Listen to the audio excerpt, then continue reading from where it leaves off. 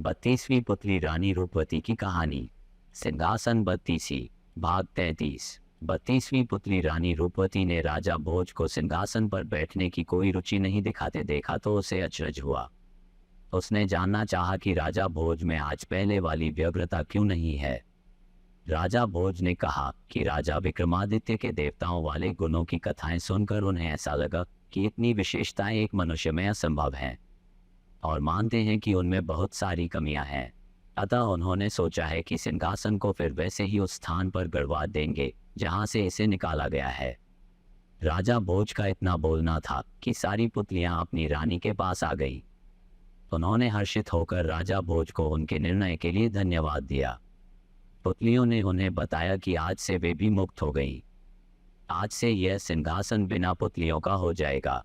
उन्होंने राजा भोज को विक्रमादित्य के गुणों का आंशिक स्वामी होना बतलाया तथा कहा कि इसी योग्यता के चलते उन्हें इस सिंहासन के दर्शन हो पाए। उन्होंने ये भी बताया कि आज से इस सिंहासन की आभा कम पड़ जाएगी और धरती की सारी चीजों की तरह इसे भी पुराना पड़कर नष्ट होने की प्रक्रिया से गुजरना होगा। इतना कहकर उन पुतलियों ने राजा से विदा ली और आकाश की ओर उड़ गईं। पलक झपकते ही सारी की सारी पुतलियां आकाश में विलीन हो गईं। पुतलियों के जाने के बाद राजा भोज ने कर्मचारियों को बुलवाया तथा गड्ढा खुदवाने का निर्देश दिया। जब मजदूर बुलवाकर गड्ढा खोद डाला गया तो वेद मंत्रों का पाठ करवाकर पूरी प्रजा की उपस्थिति में सिंहासन को गड्ढे में दबवा दिया। मिट्टी डालकर फिर वैसा ही टीला निर्मित करवाया गया जिस पर बैठकर चरवाहा अपने फैसले देता था, लेकिन नया टीला वह चमत्कार नहीं दिखा सका जो पुराने वाले टीले में था। उपसंहार। कुछ भिन्नताओं के साथ हर लोकप्रिय रहेगी। वे सारा दिन प्रयास करते रहे मगर उनके प्रहारों से सिंहासन को रत्ती भर भी क्षति नहीं पहुंची। उल्टे उनके हाथ चिंगारियों से झुलस गए और चिंगारियों को बार बार देखने से उनकी आंखें दुखने लगी। वे थक कर बैठ गए और सोचते सोचते इस नतीजे पर पहुंचे कि सिंहासन बुथा है। बुथा होने के कारण ही राजा भोज ने इसे अपने उपयोग के लिए नहीं रखा। महल में इसे रखकर जरूर ही उन्हें कुछ परेशानी हुई होगी, तभी उन्होंने ऐसे मूल्यवान सिंहासन को दोबारा जमीन में दबवा दिया।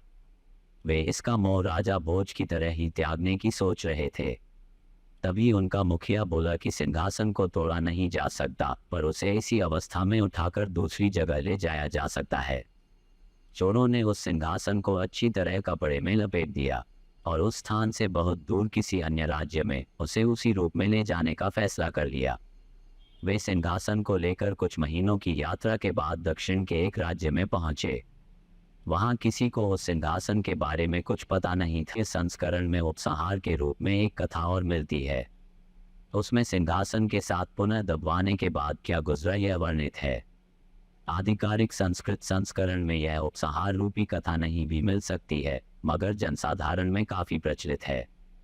कई साल बीत गए। वह टीला इतना प्रसिद्ध हो चुका था कि सुदूर जगहों से लोग उसे देखने आते थे। सभी को पता था कि इस टीले के नीचे अलौकिक गुणों वाला सिंहासन दबा पड़ा है। एक दिन चोरों के एक गिरोह ने फैसला किया कि उस सिंहासन को निकालकर उसके टुकड़े टुकड़े कर बेच देना चाहिए। उन्होंने टीले से मीलों पहले एक गड्ढा खोदा और कई महीनों की मेहनत के बाद सुरंग खोदकर उस सिंहासन तक पहुंचे। सिंहासन को सुरंग से बाहर लाकर एक निर्जन स्थान पर उन्होंने हथौड़ों के प्रहार से उसे तोड़ना चाहा। चोट पड़ते ही ऐसी भयानक चिंगारी निकलती थी कि तोड़ने वाले को जलाने लगती थी। सिंहासन में इतने सारे बहुमूल्य रत्न माणिक्य जड़े हुए थे कि चोर उन्हें सिंहासन से अलग करने का मोह नहीं त्याग रहे थे। सिंहासन पूरी तरह सोने से निर्मित था, इसलिए चोरों को लगता था कि सारा सोना बेच देने पर भी कई हजार स्वर्ण मुद्राएं मिल जाएगी और उनके पास इतना अधिक धन जमा हो जाएगा कि उनके परिवार में कई पुरखों तक किसी को कुछ करने की जरूरत नहीं पड़ी। उन्होंने जौहरियों का वेश धरकर उस राज्य के राजा से मिलने की तैयारी की। उन्होंने राजा को वह रत्नजड़ित स्वर्ण सिंहासन दिखाते हुए कहा कि वे बहुत दूर के रहने वाले हैं तथा उन्होंने अपना सारा धन लगाकर यह सिंहासन तैयार करवाया है। राजा ने उस सिंहासन की शुद्धता की जांच अपने राज्य के बड़े बड़े सुनारों और जौहरियों से करवाई। सबने उस सिंहासन की सुंदरता और शुद्धता की तारीफ करते हुए राजा को वह सिंहासन खरीद लेने की सलाह दी। राजा ने चोरों को उसका मुंह मांगा मूल्य दिया और सिंहासन अपने बैठने के लिए ले लिया। जब वह सिंहासन दरबार में लगाया गया तो सारा दरबार अलौकिक रोशनी से जगमगाने लगा। उसमें जड़े हीरों और माणिक्यों से बड़ी मनमोहक आभा निकल रही थी। राजा का मन भी ऐसे सिंहासन को देखकर अत्यधिक प्रसन्न हुआ। शुभ मुहूर्त देखकर राजा ने सिंहासन की पूजा विद्वान पंडितों से करवाए और उस सिंहासन पर नित्य बैठने लगा। सिंहासन की चर्चा दूर दूर तक फैलने लगी। बहुत दूर दूर से राजा उस सिंहासन को देखने के लिए आने लगे। सभी आने वाले उस राजा के भाग्य को धन्य कहते, क्योंकि उसे ऐसा अद्भुत सिंहासन पर बैठने का अवसर मिला था। धीरे धीरे ये प्रसिद्धि राजा भोज के राज्य तक भी पहुंची। सिंहासन का वर्णन सुनकर उनको लगा कि कहीं विक्रमादित्य का सिंहासन ना हो। उन्होंने तत्काल अपने कर्मचारियों को बुलाकर विचार विमर्श किया और मजदूर बुलवाकर टीले को फिर से खुदवाया। खुदवाने पर उनकी शंका सत्य निकली और सुरंग देखकर उन्हें पता चल गया कि चोरों ने वह सिंहासन चुरा लिया। अब उन्हें यह आश्चर्य हुआ कि वह राजा विक्रमादित्य के सिंहासन पर आरूढ़ कैसे हो गया। क्या वह राजा सचमुच विक्रमादित्य के समकक्ष गुणों वाला है? उन्होंने कुछ कर्मचारियों को लेकर उस राज्य जाकर सब कुछ देखने का फैसला किया। काफी दिनों की यात्रा के बाद वहां पहुंचे तो उस राजा से मिलने उसके दरबार पहुंचे। उस राजा ने उनका पूरा सत्कार किया तथा उनके आने का प्रयोजन पूछा। राजा भोज ने उस सिंहासन के बारे में राजा को सब कुछ बताया। उस राजा को बड़ा आश्चर्य हुआ। उसने कहा कि उसे सिंहासन पर बैठने में कभी कोई परेशानी नहीं हुई। राजा भोज ने ज्योतिषियों और पंडितों से विमर्श किया तो वे इस निष्कर्ष पर पहुंचे कि हो सकता है कि सिंहासन अब अपना सारा चमत्कार खो चुका हो। उन्होंने कहा कि हो सकता है कि सिंहासन अब सोने का न हो तथा रत्न और माणिक्य कांच के टुकड़े मात्र हों। उस राजा ने जब ऐसा सुना तो कहा कि यह असंभव है। चोरों से उसने उसे खरीदने से पहले पूरी जांच करवाई थी, लेकिन जब जौहरियों ने फिर से उसकी जांच की तो उन्हें घोर आश्चर्य हुआ।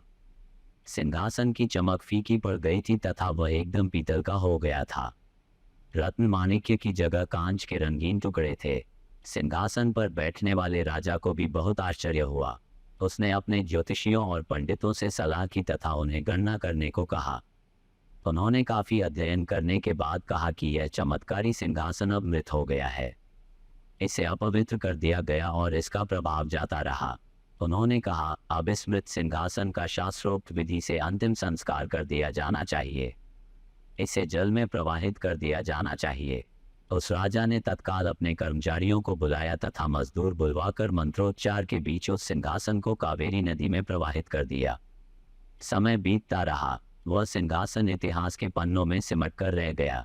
लोक कथाओं और जनश्रुतियों में उसकी चर्चा होती रही। अनेक राजाओं ने विक्रमादित्य का सिंहासन प्राप्त करने के लिए कालांतर में एक से बढ़कर एक गोताखोरों को तैनात किया और कावेरी नदी को छान मारा गया, मगर आज तक उसकी झलक किसी को नहीं मिल पाई। लोगों को विश्वास है कि आज भी विक्रमादित्य की सी खूबियों वाला अगर कोई शासक हो तो वह सिंहासन अपनी सारी विशेषताओं और चमक के साथ बाहर आ जाएगा। ऐसी ही और भी ढेरों मज़ेदार कहानियों के लिए कृपया हमारे चैनल को सब्सक्राइब करें। आपको ये वीडियो पसंद आया हो तो लाइक कीजिए और शेयर कीजिए।